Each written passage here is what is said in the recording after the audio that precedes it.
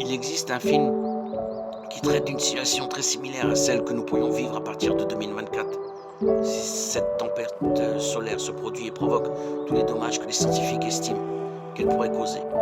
Le film Le Monde Après, qui est disponible sur Netflix, est un thriller apocalyptique basé sur le livre de Ruman Alian.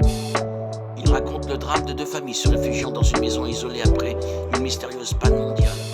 Un lien possible entre le film et la tempête solaire de 2024 et qu'ils explorent toutes les conséquences d'une perte soudaine et prolongée de la technologie et de la communication dans la société moderne. Dans ce film, les personnages doivent faire face à l'isolement, à la peur, à la pénurie de ressources.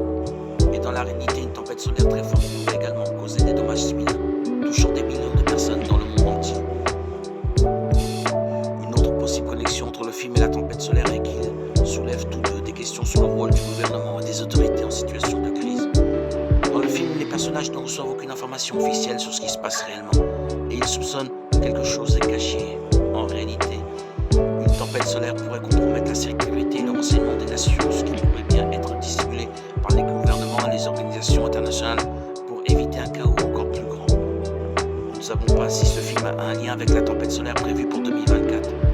Il est possible que l'auteur du livre qui a inspiré le film se soit basé sur des événements réels ou scientifiques pour créer son histoire de plus. Ce qui attire particulièrement notre attention est la relation de Barack Obama, l'ancien président des États-Unis, avec la production, car lui et l'ancienne première dame Michelle Obama apparaissent en tant que producteurs exécutifs. Beaucoup pensent que le film pourrait être un message de l'ancien président au monde, étant donné qu'il a accès à des informations privilégiées.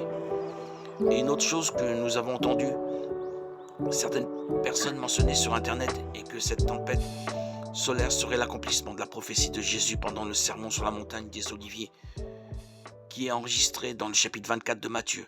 Voyez ce que le Seigneur a dit: aussitôt après ces jours de détresse, le soleil s'obscurcira, la lune ne donnera plus sa lumière, les étoiles tomberont du ciel et les puissances des cieux se seront ébranlées. Alors le signe du Fils de l'homme paraîtra dans le ciel. Toutes les tribus de la terre se lamenteront et elles verront le Fils de l'homme venant sur les nuées du ciel avec puissance et une grande gloire. Il enverra ses anges avec la trompette retentissante, et ils rassembleront ses élus des quatre vents, depuis une extrémité des cieux jusqu'à l'autre.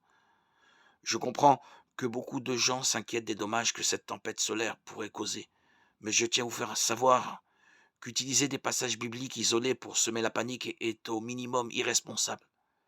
Ceux qui ont une certaine connaissance de la Bible savent que cette partie de la prophétie de Jésus dans le chapitre 24 de Matthieu fait référence à la période de la grande tribulation, pendant le règne de l'Antéchrist, et au retour de Jésus qui s'ensuit. Autrement dit, ceux qui interprètent la tempête solaire de 2024 comme un signe de la fin des temps se trompent.